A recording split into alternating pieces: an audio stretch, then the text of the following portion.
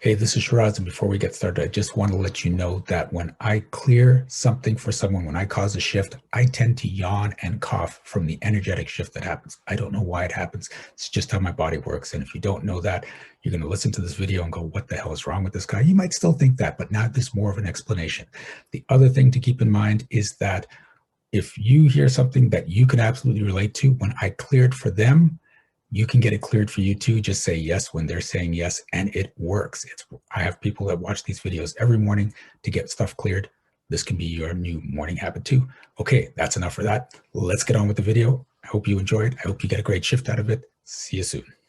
I have something going on that I have so many deep-rooted stories and beliefs that it will take a long time to dig them up and clear them. Okay.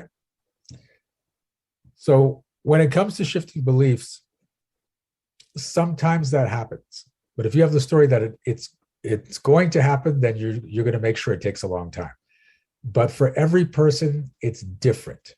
So sometimes I've gotten people to shift a belief in a single session that changes their lives. And sometimes I've worked on people for 6 months before we get a big enough shift because we're pulling all sorts of stuff in. But that doesn't necessarily have to be the way it always works for you. So are you willing to step out of the story that it's going to take a long time and a lot of belief shifting before you can possibly get a change? Yes.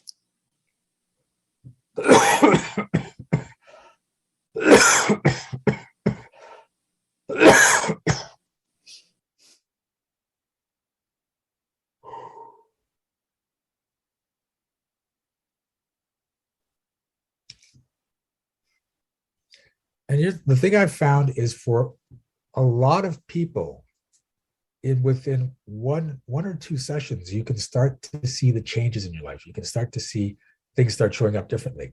But it can take months for that to be a permanent change. Because what happens is you have the shift, but because you've got that addiction to the other reality that you shifted out of, it's going to try and reassert itself. It's basically like you go into withdrawal from the addiction to the old reality. And so then I have to help shift that again and help shift that again. But the withdrawal symptoms start to take place less frequently and have less of a pull on you until finally you're in the new reality. But this is the cool thing about the technique I use is you can see results really, really quickly, but you still have to get that repetition of clearing to make sure they stay. But where you were was it's going to take a shift and a shift and a shift and a shift and a shift before I even see any changes. It doesn't have to be that way. Okay. Again, for some people it is, but for the average person, they start to see shifts fairly quickly. Okay. Is there anything else coming up? And I scheduled a call for this afternoon after a somatic movement session, and I was arguing with myself over whether or not I'd forget because I scheduled it the same day after something else, and I did forget, and I want to shift whatever that is. So you scheduled a call this afternoon with who? With someone about another challenge, like Okay. success blueprint kind of thing. Okay. Are you trying not to change too quickly? Yes, I want to avoid a healing crisis. Okay. So the issue with trying to make sure something doesn't happen is you put so much energy into that thing not happening that you don't put enough energy into something actually happening. Right? So in trying to avoid a healing crisis, you can stop yourself from healing at all because that's the best way to make sure you don't have a healing crisis because you don't heal at all. Right?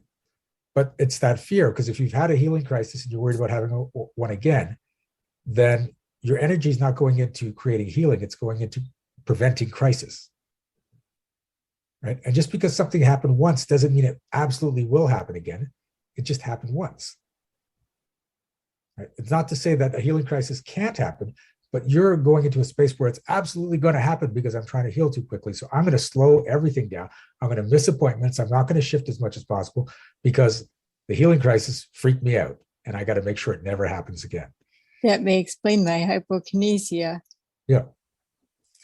So this clearing is going to sound weird, but you've got to take it in the context, because we want you to create healing and not focus on preventing the healing crisis, because preventing the healing crisis prevents you from creating any healing whatsoever, right? So are you willing to step out of the story that you have to do whatever it takes to prevent a healing crisis?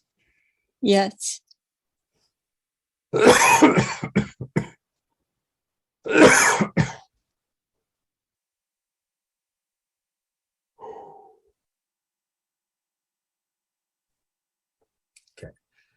And just so you know, so you have to be aware of some of the things.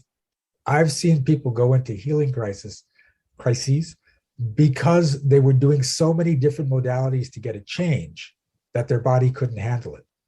When you're trying to create change and healing, stick with a modality, maybe two, but I recommend just trying one at a time and work with it to see what kind of change you have.